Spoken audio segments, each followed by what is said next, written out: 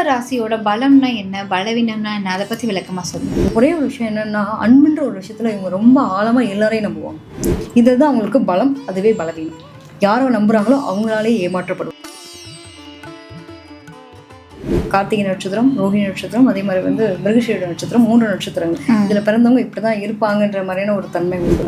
So இது நிறைய பேருக்கு பார்த்தீங்கன்னா, குடும்ப வாழ்க்கைன்னு வரும்போது கூட சரி, இவங்க தான் அந்த ஆளுமை பண்ற டாமினேஷனடாக இருப்பாங்க அப்படின்வாங்க இல்லையா, இவங்க இந்த மாதிரியான ஒரு தன்மைகள் இருக்கும். இவங்களுக்கு எந்த கோவில் வழிபாடு சிறந்த பலன் தரும்? இதுல பலம் பலவீனம் எடுத்துட்டீங்கன்னா, பொதுவாகவே சுக்கரனுடைய ஆதிக்கம் எல்லாரையும் குழப்பி தானும் குழம்பி லாஸ்ட்ல என்ன ஒரு பக்கம் என்னன்னா, இருக்கிறவங்களாம் குழப்பி விட்டு இவங்க மட்டும் தெளிவா இருக்காங்கன்றாங்களே, அந்த மாதிரி நிலைகள்லாம் இருக்கும். ஸோ இதெல்லாம் சரி பண்ணக்கூடிய தன்மை யாருக்கு இருக்குன்னா, இந்த அம்பாளுக்கு இருக்கு. பொதுவாக ரிஷப ராசிக்காரவங்க இந்த நம்பரை யூஸ் பண்ணா உங்களுக்கு ரொம்ப சூப்பரா இருக்கும். அப்படின்னா 5, 6, 8 இந்த நம்பரை உங்க லைஃப்ல எப்பயுமே முக்கிய. பக்தி தேசம் நேயர்கள் அனைவருக்கும் அன்பார்ந்த வணக்கம். இன்னைக்கு நம்ம கூட பிரபஞ்ச ஞான நாடி காதல் ஜோதிடர் ஈஸ்வரி மேம் இணைந்திருக்காங்க. அவங்க கிட்ட ஆன்மீக ரீதியான ஜோதிட ரீதியான நிறைய விஷயங்கள் கேட்டு தெரிஞ்சுக்கலாம் வாங்க. வணக்கம் மேம். வணக்கம்ப்பா. எப்படி இருக்கீங்க? நல்லா இருக்கேன்டா, நீங்க எப்படி இருக்கீங்க? நான் நல்லா இருக்கேன் மேம். மேம், அடுத்ததா ரிஷப ராசி. ரிஷப ராசியோட பலம்னா என்ன, பலவீனம்னா என்ன, அதை பத்தி விளக்கமா சொல்லுங்க. நிச்சயமா. அதாவது ரிஷப ராசி காலச்சக்கரத்துக்கு 2ஆம் பாவம், சுக்கிரன் அதிபன். இங்கே சந்திரன் உச்சம் பெறக்கூடிய ராசி. பொதுவாக அதில் ஒரு 3 நட்சத்திரங்கள் இருக்கு. அதாவது கார்த்திகை நட்சத்திரம், ரோஹிணி நட்சத்திரம், அதே மாதிரி மிருகசீரிட நட்சத்திரம், 3 நட்சத்திரங்கள். இதில் பிறந்தவங்க இப்படிதான் இருப்பாங்கன்ற மாதிரியான ஒரு தன்மை உண்டு. இவங்களை பொறுத்த வரைக்கும் எப்பயுமே ஒவ்வொரு ராசிக்கும் ரொம்ப இலகுன மனசா ஒருத்தவங்க யாருன்னா, ரோஹிணி நட்சத்திரத்துல பிறந்தவங்க ரொம்ப இலகுன மனசா இருப்பாங்க. அம்மாவோட அன்பு செலுத்தக்கூடியவங்களா இருப்பாங்க. கார்த்திகை நட்சத்திரம் எடுத்துட்டீங்க அப்படின்னா, ஒரு தனித்துவமா இருக்கக்கூடிய தன்மை அப்படின்றது இவங்களுக்கு இருக்கும். எப்பயுமே தான் தனக்கான அங்கீகாரம்ன்றது தான்ற ஒரு நிலையில இருக்கக்கூடிய நபர்களா இருப்பாங்க. ஸோ நிறைய பேருக்கு பார்த்தீங்கன்னா, குடும்ப வாழ்க்கைன்னு வரும்போது கூட சரி, இவங்க தான் அந்த ஆளுமை பண்ற டாமினேஷனடா இருப்பாங்க அப்படின்வாங்க இல்லையா, இவங்க இந்த மாதிரியான ஒரு தன்மைகள் இருக்கும். ஸோ இப்படி ஒவ்வொரு நட்சத்திரத்தை பொறுத்தும் சில விஷயங்கள் மாறுபடும். இதே மிருகசீரிடம் எடுத்துட்டீங்க அப்படின்னா, எப்பயுமே ஒரு ரொம்ப லக்ஸரியா தனக்கான விஷயங்களை ரொம்ப ஹாப்பியா வச்சுக்கணும். அதுவும் பார்த்தீங்கன்னா ஃபிட்னஸ் இந்த மாதிரியான விஷயங்களுக்கு ரொம்ப இம்பார்ட்டன்ட் கொடுக்குறது, இந்த மாதிரியான நிலைகள் இருக்கும். இதுல பலம் பலவீனம் எடுத்துட்டீங்கன்னா, பொதுவாகவே சுக்கரனுடைய ஆதிக்கம் அழகு சார்ந்த விஷயங்கள். நிறைய பேருக்கு எல்லாத்தையும் நம்புவாங்க, அழகை நம்புவாங்க, அழகை ஆசைப்படுவாங்க. அந்த மாதிரி நிறைய காஸ்டியூம்ஸ் இந்த மாதிரியான விஷயங்களுக்கு ஸ்பெண்ட் பண்ணக்கூடிய நிலையெல்லாம் பார்த்தீங்க அப்படின்னா இருக்கும். ஒரே ஒரு விஷயம் என்னன்னா, அன்புன்ற ஒரு விஷயத்துல இவங்க ரொம்ப ஆழமா எல்லாரையும் நம்புவாங்க. இவங்ககிட்ட அன்புன்ற ஒரு ரொம்ப ரொம்ப ரொம்ப எக்ஸ்ட்ரீமான லவ் கொடுத்து எக்ஸ்ட்ரீமான லைஃப்ல போய் லாக் ஆகிறது யாரு அப்படின்னா ரிஷபம் தான். இதுதான் அவங்களுக்கு பலம், அதுவே பலவீனம்.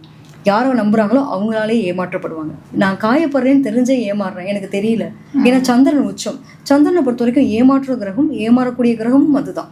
அப்ப ஒரு பெண் சார்ந்தவங்ககிட்டயோ பணம் சார்ந்த விஷயங்களையோ கொடுக்கல் வாங்கல் சம்மந்தப்பட்ட விஷயத்திலோ ஏமாறாத ரிஷபம் கிடையவே கிடையாது. ஏதோ ஒரு வகையில அன்பு சார்ந்த விஷயம் ஒண்ணுமே இல்லைங்க. அவங்க கொடுக்குற அன்பு, நான் உண்மையா இருக்கேன், அவங்க எனக்கு உண்மையா இல்லாட்டியும் பரவாயில்ல, நான் கொடுத்த அன்பு உண்மையானது, எனக்கு தெரியுது அவங்க என்கிட்ட ஃபேக்காக இருக்காங்க, ஆனாலும் என்னால் மறக்க முடியல. முதல் காதல் மறக்க முடியாது எப்படின்னு சொல்கிறோமோ அது மாதிரியான ஒரு பலமே அவங்ககிட்ட அதுதான். முழுக்க முழுக்க ஒரு சொசைட்டியில் ஒரு கௌரவத்தோடையும் ஒரு நம்பிக்கைக்குரியவங்களாம் நம்ம வாழ்ந்தாகணுன்ற பேரில் சுயமரியாதை கௌரவத்துக்காக நிறைய விஷயங்களை உள்ளுக்குள்ளே போட்டு வாழ்வாங்க.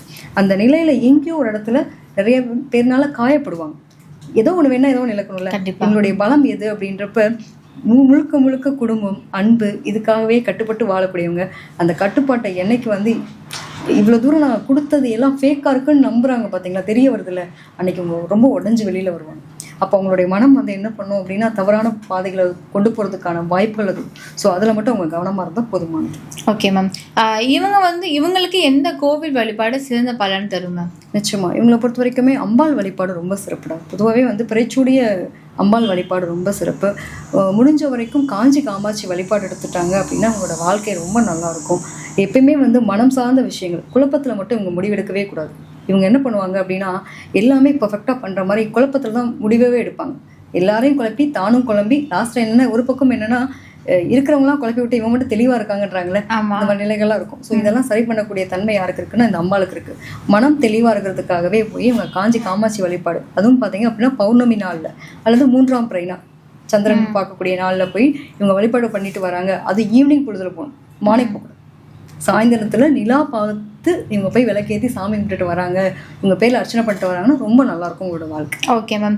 ரிஷப ராசிக்காரர்களுக்கான அதிர்ஷ்ட எண், அதிர்ஷ்டக்கல், அப்புறம் அதிர்ஷ்ட நிறம் அப்படின்னா என்ன மேம், அதை பற்றி சொல்லுங்கள். பொதுவாக வந்து ரிஷப ராசிக்காரவங்க இந்த நம்பரை யூஸ் பண்ணால் உங்களுக்கு ரொம்ப சூப்பராக இருக்கும் அப்படின்னா 5, 6, 8 இந்த நம்பரை வந்து உங்கள் லைஃப்பில் எப்பயுமே வந்து முக்கியமான நம்பர். எந்த முடிவுகள் எடுக்கலாம் இருந்தாலும் சரி, இந்த மாதிரி வேலைகள் செய்கிறாங்க அப்படின்னா இந்த நம்பரை யூஸ் பண்ணிட்டாங்க அப்படின்னா சூப்பராக இருக்கும். இவங்களுக்கு பொறுத்த வரைக்கும் ஒயிட் கலரும் ஒரு ப்ளூ கலரும் உங்களுக்கு ரொம்ப சூப்பராக இருக்கும். கருநீலம், அதாவது சொல்லுவாங்களே நம்ம டார்க் ப்ளூ அப்படின்ற மாதிரி, அந்த ப்ளூவாக இருக்கட்டும், ஸ்கை ப்ளூவாக இருக்கட்டும், அதே மாதிரி வந்து white colour, white colour kerchief use பண்ணிக்கிறது, ஏதோ ஒன்று எங்களோட லைஃப்பில் யூஸ் பண்ணிக்கிட்டாங்க அப்படின்னா ரொம்ப நல்லாயிருக்கும். முடிஞ்ச வரைக்கும் க்ரீன் கலரில் இருக்கிற மாதிரி ஏதோ ஒரு விஷயத்த இவங்களோட பேக்கெட்டில் வச்சுக்கணும். அது வந்து இவங்களுக்கு இன்னுமே வந்து போகிற காரியம். இவங்க யார்கிட்டயா போய் பேச போகிறாங்க அப்படின்னா அந்த கம்யூனிகேஷன்ஸ் வந்து குட்டாக மாறுறதுக்காக நான் சொல்லக்கூடிய ஒரு விஷயமா இதை நீங்கள் எடுத்துக்கலாம். அது மட்டும் இல்லாமல் இவங்களுக்கான அதிர்ஷ்டத்தை தரக்கூடிய கல் எது அப்படின்னு பார்த்தீங்கன்னா வைரக்கல். என்னால் வைரெல்லாம் யூஸ் பண்ண முடியாதுங்க, எனக்கு என்னால் அவ்வளோ முடியாது அப்படின்ற பட்சத்தில் நிச்சயமாக ஒயிட் ஸ்டோன் மாதிரி இவங்க வேர் பண்ணிக்கிறாங்க அப்படின்னா ரொம்ப சூப்பராக இருக்கும். முடிஞ்ச வரைக்கும் வெள்ளி பொருட்கள், வெள்ளி காப்போ வெள்ளி மோதிரமும், பசங்களாக இருந்தாங்க அப்படின்னா காப்பாக யூஸ் பண்ணலாம். லேடிஸாக இருக்காங்க அப்படின்னா வெள்ளி மோதிரமோ ஏதோ ஒரு விஷயத்த அவங்களோட உடம்புல வந்து கண்டிப்பாக வெள்ளி பொருள் இருந்துச்சு அப்படின்னா அது அவங்களுக்கு சக்ஸஸ் தரக்கூடிய ஒரு தன்மை கொடுக்கும். ஒவ்வொருத்தருமே வந்து பிறக்கிறதுக்கான ஒரு விதி பலன் ஒன்று இருக்கும். அவங்க இதுக்காக தான் பிறந்திருக்காங்க.